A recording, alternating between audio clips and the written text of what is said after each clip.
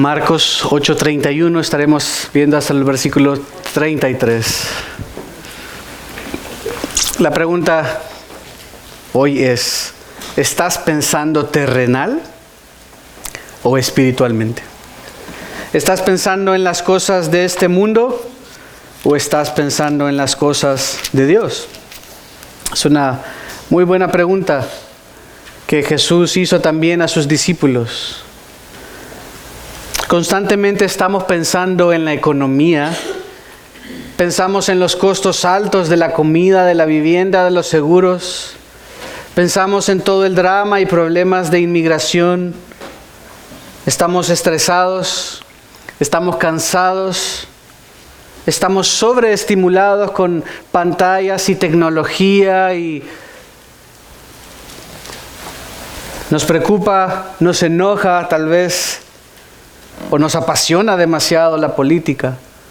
Nos duele ver tanta injusticia. Oímos de guerras y rumores de guerras. Escuchamos de cambio climático y todo el rollo que eso envuelve. Hay problemas de salud y nos quebrantamos de salud y hay tantas opiniones en cuanto a la salud, opiniones muy energéticas de las personas. Hay incertidumbre constantemente por doquier. Y llenamos nuestra mente de todas estas cosas. Se vuelve pesado y nos provocan naturalmente pensar terrenalmente. Y todo lo que pensamos es esto. Y todo lo que estamos es estresados y acongojados y preocupados y adoloridos y quebrantados y enojados y rabiosos. Y el mundo pasa y la vida sigue y nuestra mente sigue ocupándose en las cosas de este mundo. Cosas terrenales, cosas temporales, cosas que el viento se los va a llevar. Cosas que nos alejan realmente de pensar en las cosas de Dios. ¿No fue acaso Jesús el que dijo que buscáramos primeramente el reino de Dios y su justicia en Mateo capítulo 6? Y todas las cosas que generalmente nos preocupan vendrían por añadidura. Pero a pesar de que el Señor dijo esto, a pesar de que está ahí, a pesar de que es una promesa, a pesar de que también es un mandato de buscar al Señor primeramente, generalmente la gente anda corriendo por el mundo buscando todas las añadiduras. Y en última instancia, si queda tiempo, buscamos a Dios. Y se nos pasa la vida acongojados y nunca vamos a encontrar paz. Porque Dios está en el último de nuestras prioridades. Aquel que ha prometido saciar nuestra necesidad, saciar nuestra sed, alimentar a nuestras familias, cuidar de ellas. Aquel que ha prometido juzgar todas las injusticias. Aquel que ha prometido que de Él es la venganza y que no debemos buscarla nosotros. Aquel que ha prometido estar todos los días con nosotros y hasta el fin del mundo. Le decimos, buenísimo, suena súper romántica la idea. Te aviso si te necesito. Estos somos generalmente nosotros pensando en las cosas del mundo, buscando, afanando. Y no estamos felices y no podemos ser felices así de esa manera. Pedro acababa de dar una confesión muy poderosa. En el capítulo 8, Jesús le pregunta, ¿quién dicen los hombres que yo soy? Y comenzaron a dar opiniones de lo que los hombres pensaban que Jesús era. Y Pedro finalmente en el versículo 29, después de que Jesús le pregunta, dice, tú eres el Cristo, tú eres el Mesías, tú eres el enviado. Jesús en textos paralelos, en otros evangelios, consta que le dice que esto no se le había revelado carne ni sangre, sino que venía de Dios. Parece que al fin Pedro estaba comenzando a entender. Al fin parece que este discípulo, que era el más extrovertido de todos, el primero que hablaba, el primero que sacaba la espada para defender a Jesús, el primero que decía algo, el primero que, como veremos hoy, regaña a Jesús inclusive. Es el que era más vocal, más que sus compañeros. Dice, tú eres el Cristo. Parece que tenemos el primer cristiano de verdad, el primer seguidor de Cristo de verdad, sabiendo quién es Cristo. Y después de esto, inmediatamente en el versículo 31 vemos, será nuestro texto de hoy, dice que Jesús comenzó a enseñarles que el Hijo del Hombre debía padecer muchas cosas. Pero esto es, ahora lo sabemos, ahora para nosotros se nos hace lógico y decimos cómo los judíos no entendían, cómo los líderes religiosos no entendían, cómo perdieron estas cosas. Y después de la primera declaración pública de alguien de que Jesús era el Cristo, vemos a Jesús explicándole algo que ellos realmente no querían escuchar ni lo entendían así. Miren, dice que Jesús haría 5 cosas. Que debía padecer muchas cosas, ser rechazado por los ancianos, los principales sacerdotes y los escribas. No es 3. El 4, ser muerto. Y el 5, después de 3 días resucitar. Esto para que entendamos la reacción de Pedro regañando a Jesús. A ver, aquí solo para confesión privada, no me digan. Pero ¿quiénes de aquí alguna vez han regañado a Dios? Se oye cómico decirlo, ¿no? No, a ver, Jesús, tenemos que tener una conversación. Estoy muy molesto contigo. ¿Quién ha regañado a Dios aquí? Nadie. Tal vez hemos cuestionado, tal vez hemos preguntado, pero regañar es otra cosa y es lo que Pedro hizo. Porque tenía un celo por el Mesías, tenía una esperanza en el Mesías, que lo que Jesús estaba diciéndoles que realmente estaba preparando sus corazones. Se estaba alejando de la concepción que los judíos tenían del Mesías. Sufrir, no obstante, como vamos a ver, no fue una sorpresa. El hecho que el Hijo de Dios viniera a este mundo, que la segunda persona de la Trinidad viniera a este mundo, adquiriera una naturaleza humana para ser como uno de nosotros y vivir como uno de nosotros para pagar el precio de nuestros pecados en su carne, era parte del plan y propósito de Dios que Él sufriera. Su sufrimiento no fue un accidente, su sufrimiento no fue una sorpresa, no fue como, ay, qué lástima que a Jesús lo agarraron. No importa que Pedro desenvainó la espada y le cortó la oreja al centurión. No importara lo que Pedro hiciera, por eso Jesús decía, todavía no ha llegado la hora. Constantemente después de sanar, Él les decía, no corran la voz. A los pocos que les dijo fue el endemoniado de Gadara, y vemos el resultado de lo que pasó con su evangelismo en esa región del Decápolis. Pero generalmente Jesús les decía, no, por favor no corran la voz, no digan.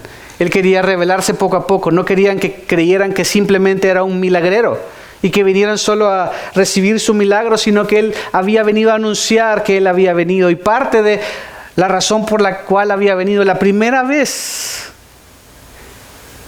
que Él tiene la oportunidad de enseñar, dice algo que parecía no victorioso. El Hijo del Hombre debía padecer muchas cosas. Pero esto es, imagínense ellos, el Señor les había prometido, y lo vamos a ver ahora mientras van a Daniel 7, vayan a Daniel capítulo 7, les cuento un poco, pero para ellos el Mesías vendría nada más como rey a librarles. Estaban cautivos en otra nación que no era su nación. Habían sufrido mucho por causa de su misma impiedad. Y ellos, cuando veían los textos del Antiguo Testamento que hablaban acerca del Mesías, tenían la esperanza que el Mesías viniera y cumpliera todas sus promesas como un poderoso guerrero, derrotando a sus enemigos, haciendo todo nuevo, trayendo justicia. Básicamente lo que tú y yo esperamos hoy. Ante las injusticias que vemos en este mundo decimos, Señor, ten piedad, Señor, haz justicia. Los judíos querían justicia, pero realmente su corazón estaba lejos de Él. Realmente seguían bajo la esclavitud de la ley. Pensaban que todo lo que necesitaban era un libertador que iba a venir a derrotar y humillar a los romanos y iba a poner a Israel como cabeza de las naciones, y es todo lo que les importaba. No se daban cuenta que realmente ellos necesitaban primero tener un corazón transformado. Y el Señor había hablado esto en el nuevo pacto. Había hablado que Él les daría un nuevo corazón y pondría su ley en sus corazones. Ya no harían para alcanzar como se había convertido el judaísmo, sino que Dios les ayudaría poniendo un nuevo corazón. Y ahora entendemos que ese es el nuevo nacimiento espiritual, una regeneración de tu corazón pasándote de muerte a vida. Pero los judíos querían un victorioso guerrero. Entonces, ¿cómo así que tú eres el Cristo? Y al fin entendí que tú eres el Cristo, pero tú me dices que tu propósito es padecer. ¿Cómo así? Si tú vienes a padecer, entonces yo no voy a dejar de padecer. Era la lógica de Pedro. Miren en Daniel 7, versículo 13 y 14, hablando de los tiempos del fin, dice: seguí mirando en las visiones nocturnas, y en las nubes del cielo venía uno como un hijo de hombre. Ese hijo de hombre, por eso fue la manera en la que Jesús en Marcos más se identificó, y que Marcos consta más, es el término para referirse a sí mismo, el título para referirse a sí mismo que Jesús mismo usó más. Cuando está diciendo el hijo del hombre, realmente no está diciendo que yo soy un hombre. Jesús no estaba tratando de ser humilde, estaba tratando de conectar con lo que el judío típico tenía en su mente con base en Daniel 7:13, como ese hijo de hombre un día iba a venir.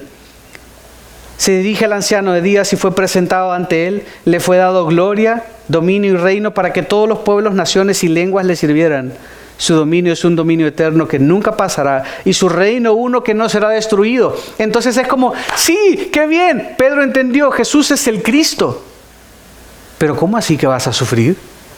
¿Cómo así? Yo creo que Jesús ya los Choco Crispy ya...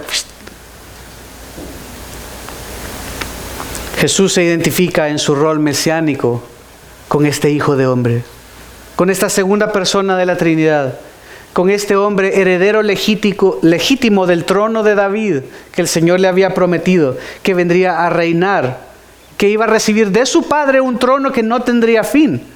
Pero Jesús estaba diciéndole realmente que ese no era el orden correcto. Eso es lo que aún esperamos y aguarda. Cuando dice después que el Hijo del Hombre debía padecer muchas cosas, si regresamos a Marcos 8, el Hijo del Hombre debía padecer, ese verbo debía, en Marcos indica muchas veces que lo que sigue es porque es el plan de Dios anunciado en la Escritura. Marcos a menudo lo usa para indicar que es algo que Dios está cumpliendo con base en algo que Él había dicho. Por lo tanto, está diciendo que el Hijo del Hombre debía todo lo que viene a continuación. No era un invento, no era una revelación nueva, no era algo que no estuviera en la Escritura. Y esto es porque Jesús también se le conoce con base en Isaías 53, y me acompañan ahí también, como el siervo sufriente. El Mesías también iba a ser el siervo sufriente. Y Él debía padecer muchas cosas. Esto no era un invento de Jesús. A Jesús no es que lo agarraron y le tocó sufrir. A Jesús no, esto fue un plan BC. Esto no fue algo que se le salió de las manos. Fue parte del plan y propósito de Dios. Y dice Isaías 53. Y después vamos a ir al Salmo 2, solo para que lo tengan ahí. Isaías 53, desde el 52 versículo 13. Oigan esto: mi siervo prosperará, será enaltecido, levantado y en gran manera exaltado. Hasta ahí todo bien, siervo exaltado.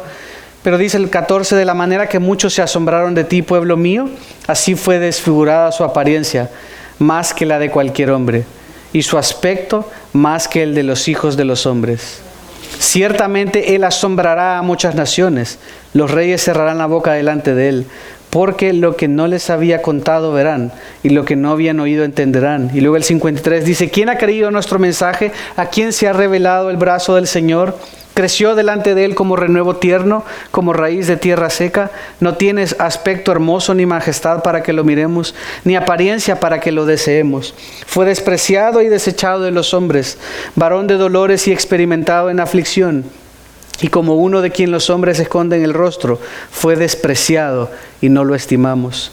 Ciertamente Él llevó nuestras enfermedades y cargó con nuestros dolores. Con todo nosotros lo tuvimos por azotado, por herido de Dios y afligido.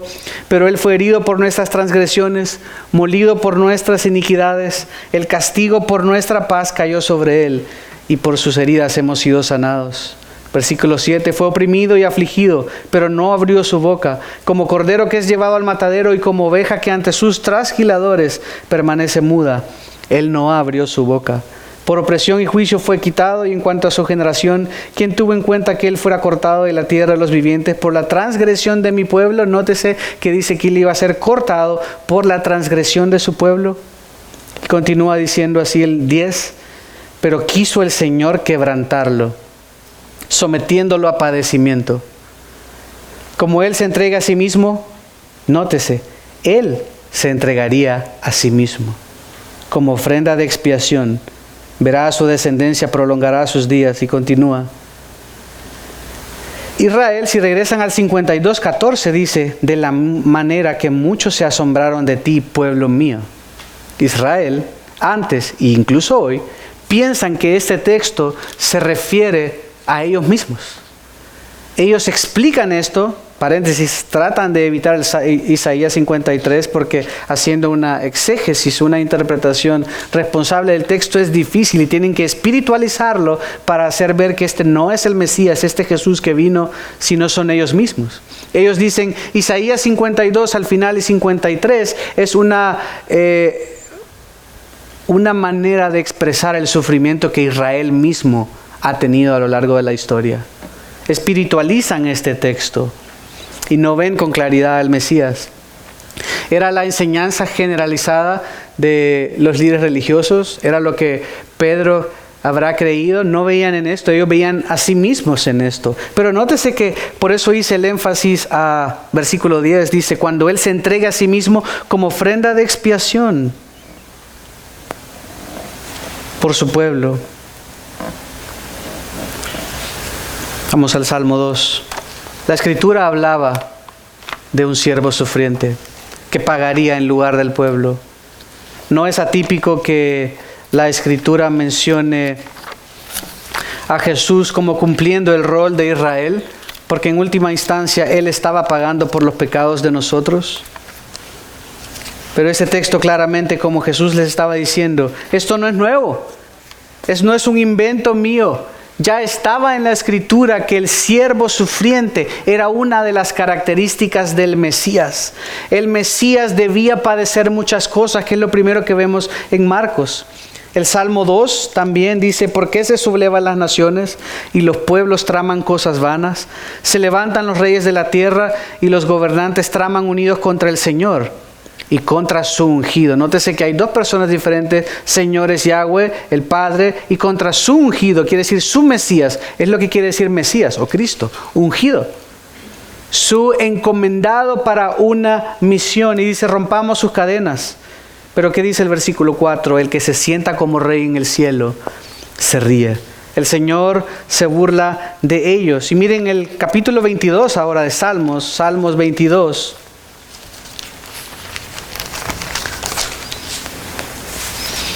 Es otro salmo mesiánico, otro salmo que apuntaba al Mesías. Y ahora viendo para atrás vemos cómo mucho de esto se cumplió también en la cruz. Jesús citó estas palabras estando en la cruz. Dios mío, ¿por qué me has abandonado? ¿Por qué estás tan lejos de mi salvación y las palabras de mi clamor? Dios mío, de día clamo y no respondes, y de noche, pero no hay para mí reposo. 6, pero yo soy gusano y no hombre, oprobio de los hombres y despreciado del pueblo. La misma idea de Isaías 53. Todos los que me ven se burlan, hacen muecas con los labios, menean la cabeza diciendo que se encomiende Él al Señor, que Él lo libre, que Él lo rescate, puesto que en Él se deleita. Esto es lo que dijeron. Si es cierto que es el Hijo de Dios, que se baje de la cruz. No estés lejos de mí, dice el versículo 11, y continúa diciendo. 19 dice, tú, oh Señor, no estés lejos, fuerza mía, apresúrate a responderme. Y continúa, no tenemos tiempo para leerlo todo, pero el siervo sufriente era parte de lo que el Señor tenía para el Mesías. Él había de venir para llevar los pecados del pueblo, para cargar en Él lo que nosotros debíamos haber cargado. Si regresamos a Marcos.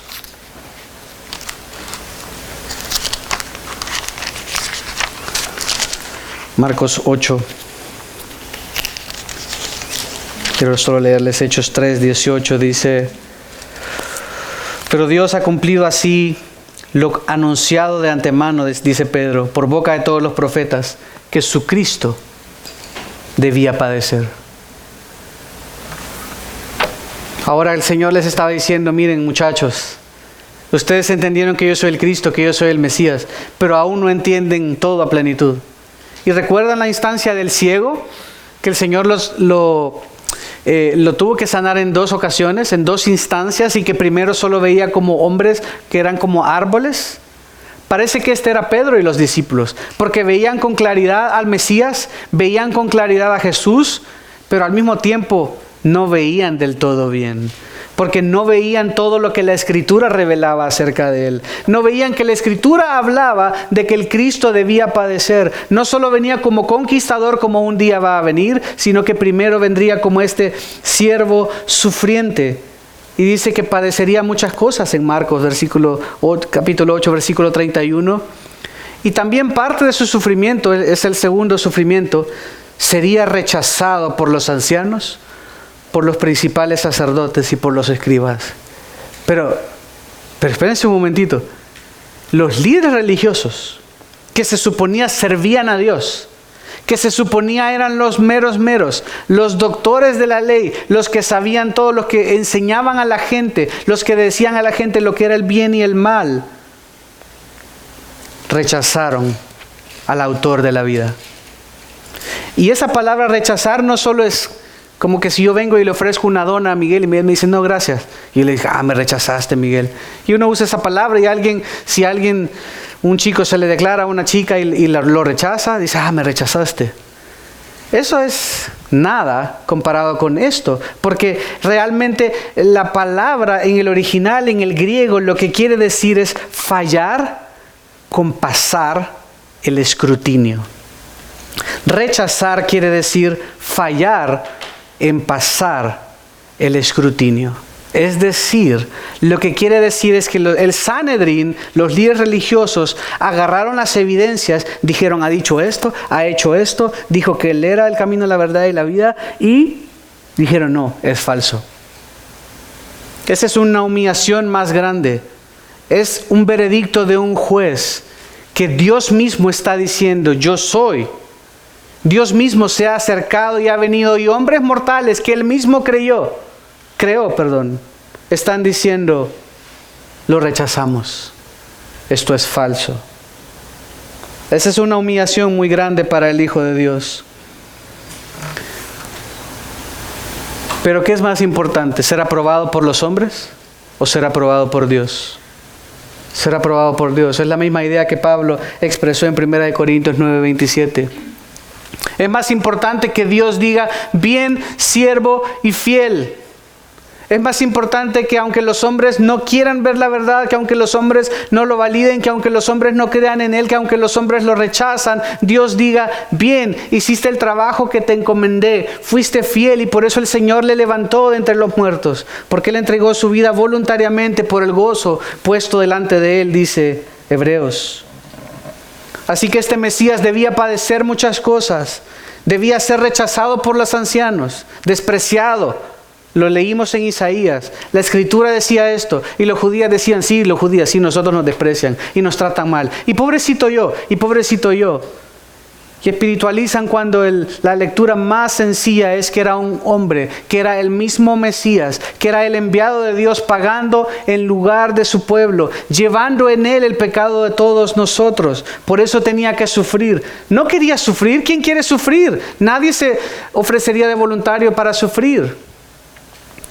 Pero Jesús quiso hacerlo por amor a nosotros, por el gozo puesto delante de Él. Él sufrió, Él pagó. A Él su misma creación lo ridiculizó y lo sigue ridiculizando. Pero Él quería agradar a su Padre. Nos amó profundamente. Fue rechazado por los ancianos, por los principales sacerdotes y por los escribas. Eran los tres grupos de personas de los que se componía el Sanedrín. El Sanedrín, los líderes religiosos de la época, líderes políticos, eran los que estaban en control del pueblo. Jesús no solo iba a ser un redentor. Jesús no solo era un pastor. Jesús no solo era el Mesías. Jesús no solo es y va a ser rey. Jesús también es el siervo sufriente que pagó para que tú y yo no tengamos que pagar, que sufrió para que tú y yo no suframos de la manera que el pecado quiere que suframos, que paguemos con nuestra vida, con una separación completa.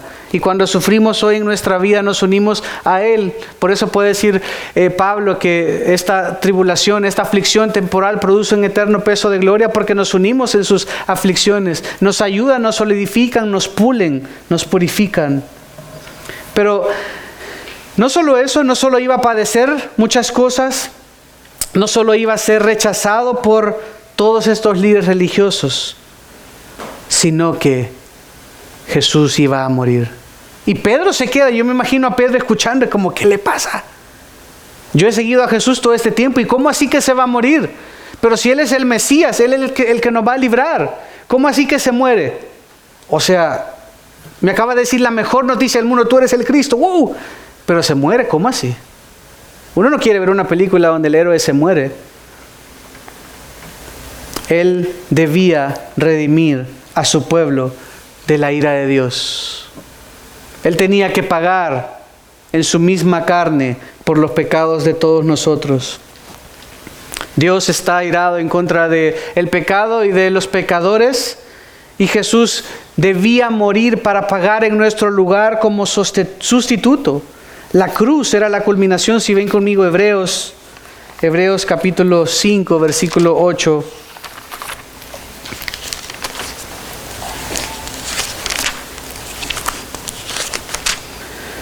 Hebreos 5, 8. Miren lo que dice. Desde el 7. Cristo, en los días de su carne, habiendo ofrecido oraciones y súplicas, con gran clamor y lágrimas, sudó sangre, al que lo podía librar de la muerte, fue oído a causa de su temor reverente. Aunque era hijo, aprendió obediencia por lo que padeció. Y habiendo sido hecho perfecto, vino a ser fuente de eterna salvación. Lo que cantábamos hoy, fuente de vida eterna. ¿O no cantamos esta hoy? Pero el punto está. Él vino a ser fuente de eterna salvación para todos los que le obedecen, para todos los que siguen, para todos los que creen en Él. Jesús debía ser muerto. Jesús debía pagar por nuestros pecados. La buena noticia es que no solo se queda ahí y dice después de 3 días resucitar. Y los discípulos no entendían. ¿Cómo así que resucitar? Generalmente los judíos creían en la resurrección postrera.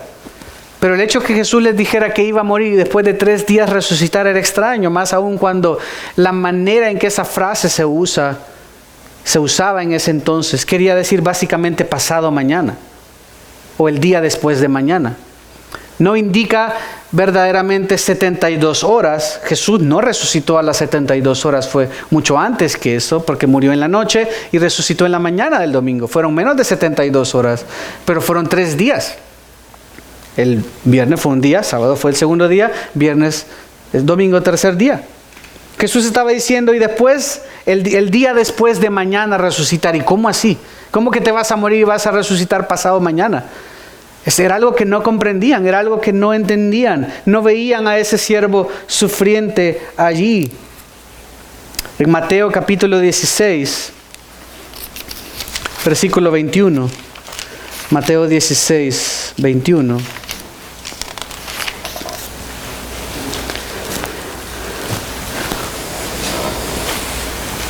Dice, desde entonces Jesús comenzó a declarar a sus discípulos que debía ir a Jerusalén y sufrir muchas cosas de parte de los ancianos, de los escribas, sacerdotes, de los ancianos, de los principales sacerdotes y de los escribas, y ser muerto y resucitar al tercer día. Y hasta ahí parece que todo bien. En Oseas capítulo 6, no lo busquen, pero anótenlo para que lo lean después. Oseas 6, capítulo 1 y 2, habla acerca de una resurrección, acerca de el Señor dándole vida a su pueblo en 2 días y al tercer día Él también lo iba a hacer. Había cumplimiento en todo esto en la Escritura. Jesús les estaba diciendo que Él debía morir.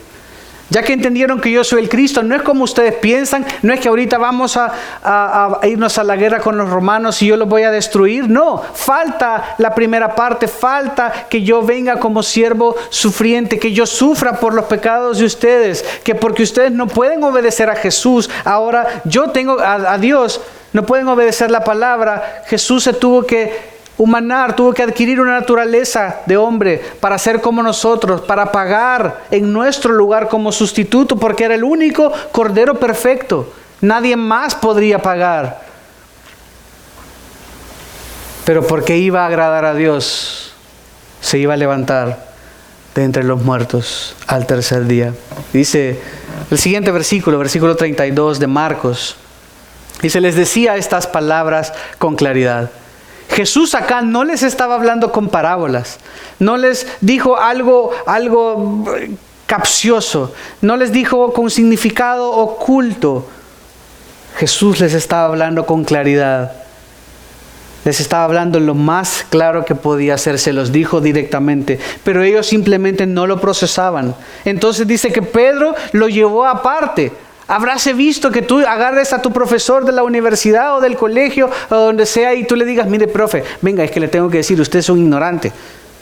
Eso no funciona así. Creo que nadie se atrevería. A lo más alguien le pregunte, profesor, ¿no será que se equivocó en el signo? Ah, sí, perdón. Pero este regaño, esta reprensión, la palabra que se usa ahí es la misma palabra que Jesús usó para reprender a los demonios. O sea, Pedro no dijo, Jesús, mira que estoy preocupado, que no sé, yo estoy emocionado, que entendemos que tú eres el Mesías, pero se me hace que se te está yendo un poco la onda. Pedro no habló así con Jesús. Pedro le regañó. Pedro usó las mismas palabras que Jesús usó para regañar a los demonios. Cuando dice que le reprendió, este es el significado tal cual de la palabra como se usaba entonces. Es una desaprobación fuerte con el propósito de poner un alto a una acción que no se desea.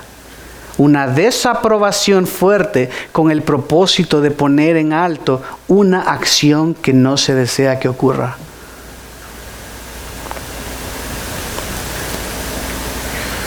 Si tú vas en una carretera y hay personas con rótulos que digan, qué sé yo, cualquier cosa que están protestando. Uno los ve y algunos pitan, los que están de acuerdo, otros les pitan porque les insultan.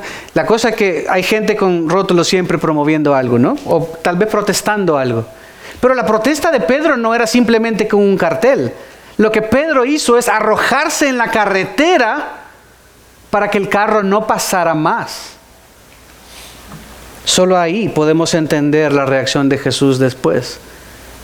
Mateo, ahí en el mismo texto donde estábamos, explica un poco más porque Marcos es muy escueto, como generalmente lo es, más sencillo, más al grano, más dramático, pero Mateo explica lo que Pedro dijo. Dice, tomando a Jesús aparte, Pedro lo reprendió. Y miren lo que Pedro le dijo: no lo permita Dios, Señor.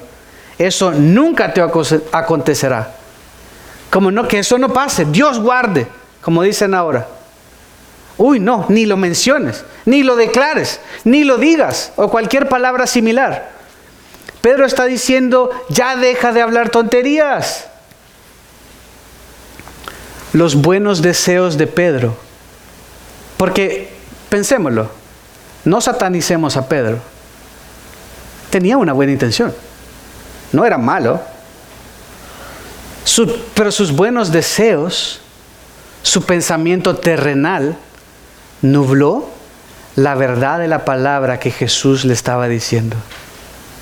Muy buenos deseos. Realmente Pedro Quizás la manera en que lo hizo fue mal, porque ¿cómo es que vas a regañar a tu maestro de esta manera? Y más aún si tu maestro es Jesús, Dios. Pero sus buenos deseos nublaron la verdad de la palabra de Dios. Más aún, Pedro, estando ahí, no entendía la necesidad de la cruz.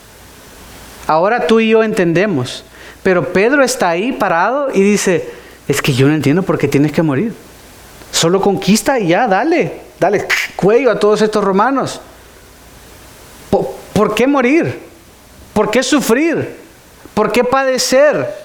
¿Es un sentimiento humano común? ¿Es que nadie quiere sufrir y nadie quiere que uno que ama sufra?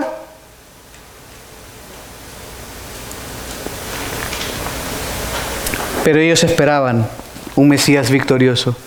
Y Pedro se sube los pantalones y dice, le voy a enseñar a Jesús. Ahora es mi turno. Bueno.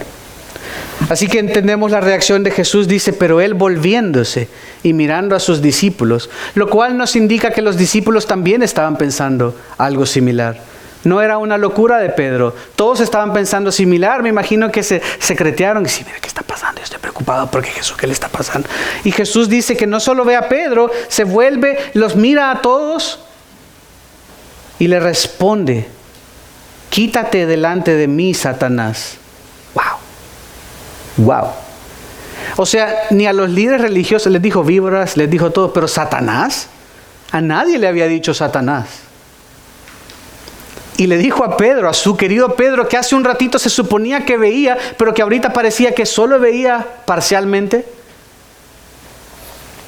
Les dice, quítate delante de mí, Satanás. Literalmente esa frase dice, ponte detrás de mí. Porque yo soy tu autoridad. Ponte detrás de mí. Porque tú debes seguirme. Pero tú estás tratando de guiarme. Tú estás tratando de evitar que yo cumpla la palabra de Dios. A diferencia de su primer comentario, de tú eres el Cristo, que dice Pedro, su segundo comentario reveló que Pedro sencillamente tenía una mente natural, una mente terrenal. Lo que Pedro dijo no fue blasfemia. No fue que insultó a Jesús. No fue que le dijo que era algo que no era. No era malo necesariamente. De hecho, lo que Pedro está haciendo es bastante lógico. Es bastante natural. Pues yo no me quiero quemar la mano. Si yo le digo a Alejandro, no toques eso porque te vas a quemar. Es lógico. Yo no quiero que se queme. Pedro no quería que su Señor muriera. Pero eso era justamente lo peligroso. ¿Saben por qué? Porque Pedro estaba siendo instrumento de Satanás. Vayan conmigo a Mateo, capítulo 4. Mateo 4. Esta no es la primera vez que Satanás estaba tratando de arruinar los planes de Dios. Como hemos leído, Dios le iba a dar el trono a Jesús. Dios lo va a poner en autoridad por sobre todo, Dios va a derrotar a todos sus enemigos, Dios lo iba a exaltar, le iba a dar un nombre que es sobre todo nombre. Y Satanás estaba tratando de hacerle un atajo a Jesús. En Mateo 4, versículos 8 al 10 dice, otra vez el diablo lo llevó a un monte muy alto y le mostró todos los reinos del mundo y la gloria de ellos y le dijo, todo esto te daré si te postras y me adoras. Entonces Jesús le dijo, vete Satanás, porque escrito está, al Señor tu Dios adorarás y a Él solo servirás. El diablo entonces le dejó y al instante unos ángeles vinieron y le servían. Miren ahora Lucas, ese mismo relato en Lucas. Hay algo que Lucas recoge que no lo recogen los demás. Lucas capítulo 4, versículo 13.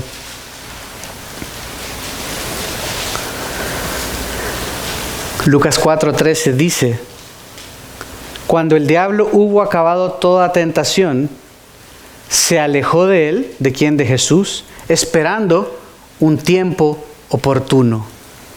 O sea que Satanás no se había dado por vencido.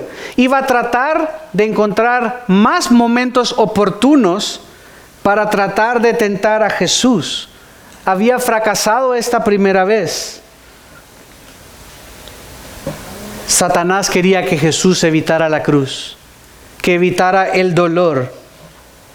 Por eso lo presiona en la tentación en el desierto. Quería que evitara lo doloroso que iba a ser la cruz, lo doloroso que iba a ser que el Padre le diera la espalda temporalmente. Lo que Satanás le estaba ofreciendo a Jesús es un atajo. Mira, Jesús, si a ti se te ha prometido un reino y si te ha prometido que todas las naciones te gobiernen a ti, mira, ahorita me las han encargado a mí. Pero ¿por qué no? Hagamos un atajo. A ver, es bien difícil ir a la cruz. Va a ser doloroso, te va a doler muchísimo, vas a estar separado del Padre, pero mira, solo adórame un ratito, aquí nadie va a ver. Solo adórame y yo te doy todo lo que el Padre te ha prometido. Nótese el engaño. Era demoníaco. Le estaba diciendo, no vayas a la cruz, no es necesario, porque Satanás sabía lo que la cruz iba a causar y estaba tratando de engañar a Jesús en su aspecto temporal, terrenal. Y quería ofrecerle un trono sin que experimentara el dolor y el sufrimiento. Pedro y los discípulos no querían un Mesías sufriente. Pedro quería lo mismo que Satanás. Quería que Jesús tuviera un trono para él mismo ser libre. ¿Por qué tienes que sufrir? ¿Por qué tienen que pasar todas estas cosas? No. Déjate de cuentos. No sufras. No vayas a la cruz, porque no entendían que ellos mismos necesitaban este perdón. Pedro estaba siendo en ese momento, sin haber sido poseído de ninguna manera, pero estaba siendo instrumento de Satanás simplemente por usar la lógica, por pensar terrenalmente, por no pensar las cosas de Dios, por no pensar como Dios piensa, por no tomar la palabra de Dios. Nótese, no es malo. ¿Es malo preocuparme porque no tenemos que comer mañana? Pues no es malo pensar en eso y rebuscarse y ver qué hacemos. Pero es malo que eso te dé ansiedad, porque el Señor te dice, echa toda tu ansiedad sobre mí porque yo tengo cuidado de ti. Satanás quería que Jesús experimentara el trono, tuviera todo lo que se suponía que debía alcanzar, como que si a Jesús todo lo que le interesara era la autoridad. Él tenía toda la autoridad en el cielo y Él se despojó de esto. Y les leo Daniel 7:27, dice, la soberanía, el dominio y la grandeza de todos los reinos debajo de todo el cielo serán entregados al pueblo de los santos del Altísimo. Su reino será un reino eterno y todos los dominios le servirán y le obedecerán. Satanás estaba diciendo, póstrate delante de mí, yo te doy esto que el Padre te ha prometido, pero primero tienes que sufrir. Y mala onda, ¿quién quiere sufrir? Jesús, mira, la gente te está aclamando. Ven, solo una postradita delante de mí y yo te doy todo esto ya, y te lo evitas. ¿Y cuántas veces también nosotros hemos querido atajos en la vida? Tal vez incluso porque nadie quiere sufrir.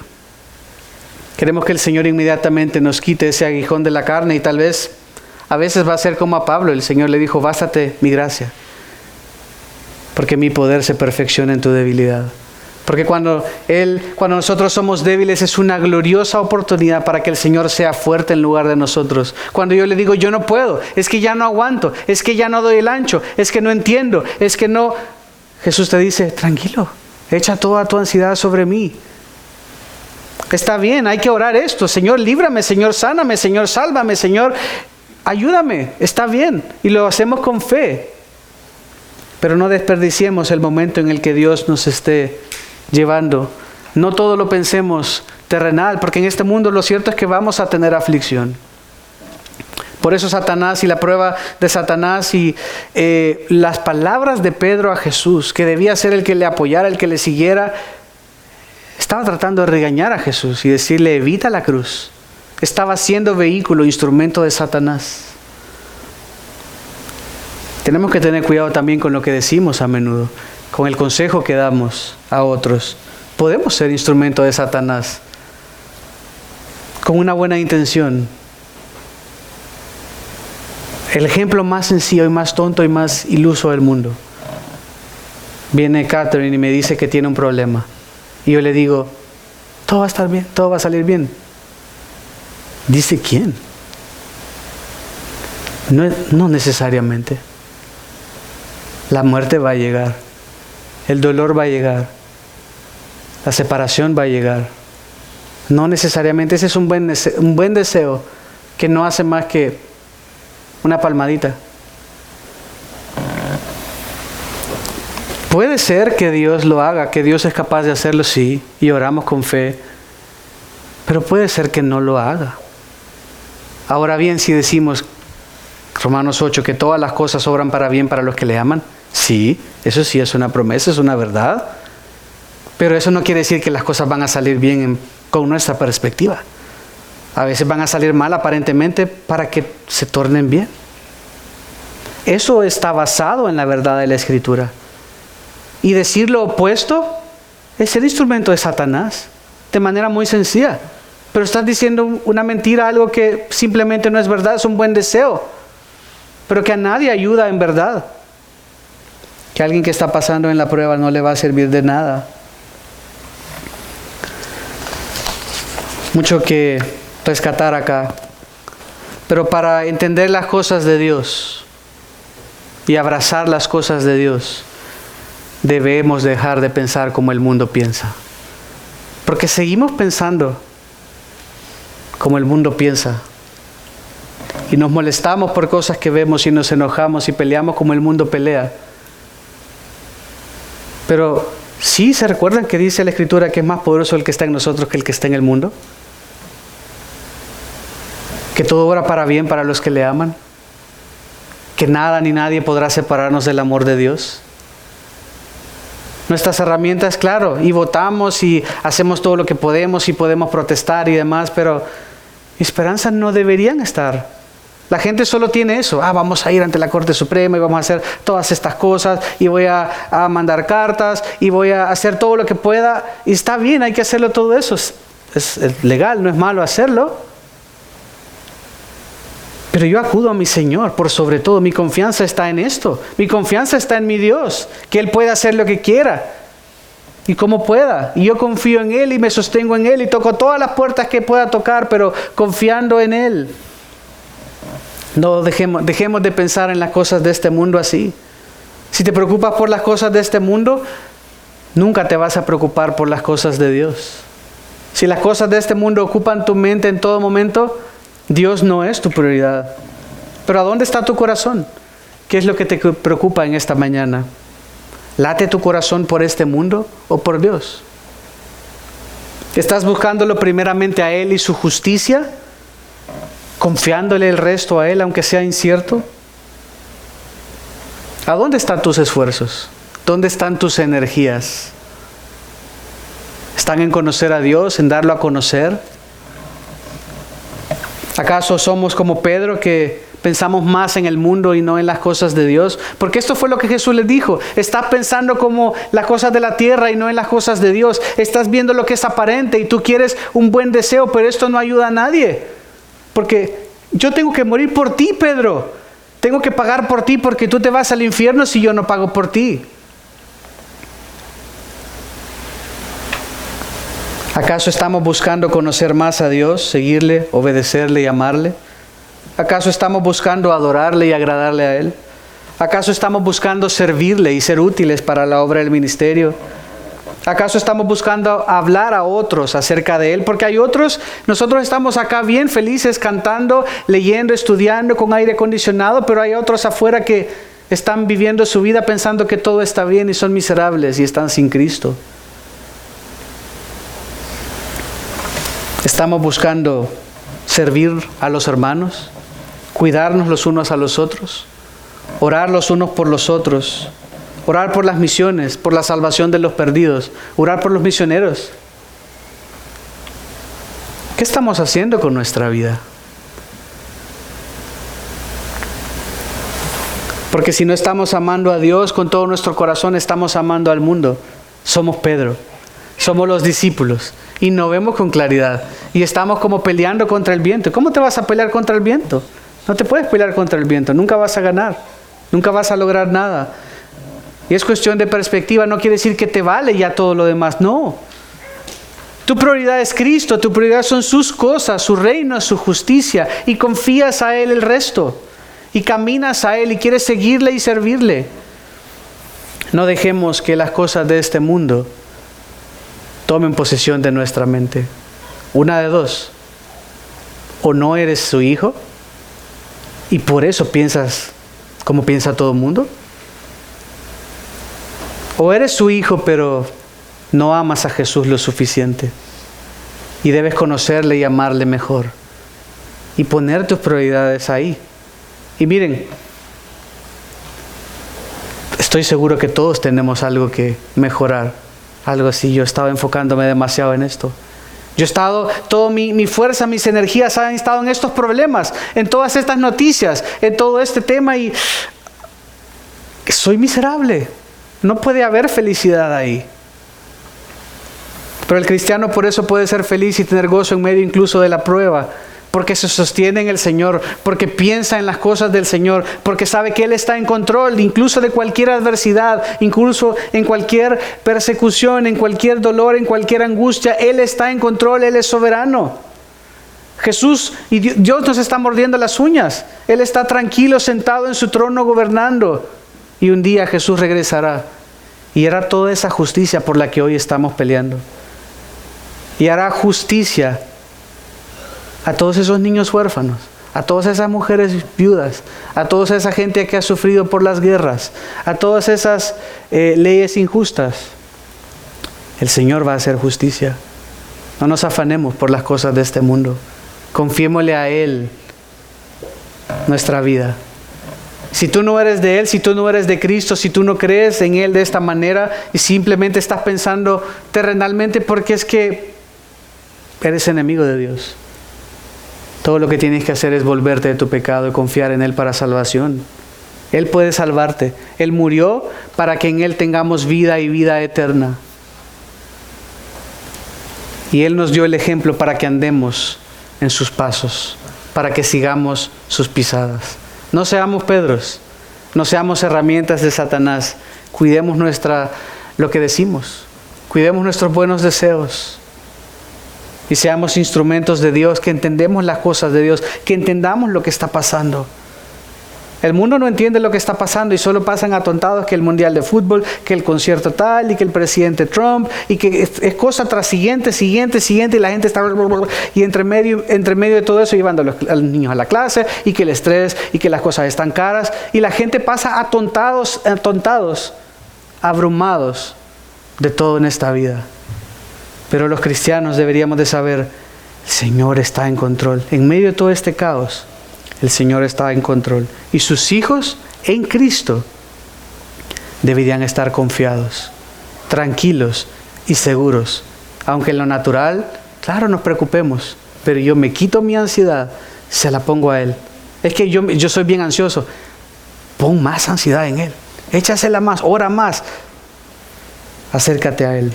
Les invito a ponerse en pie y vamos a terminar cantando, encomendando esto al Señor.